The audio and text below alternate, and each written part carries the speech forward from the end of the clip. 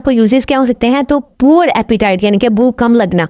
जिन बच्चों को भूख कम लगती है, खाना छोड़ देते हैं, लिबर्टी जूनियर उनके लिए सपोर्ट देता है।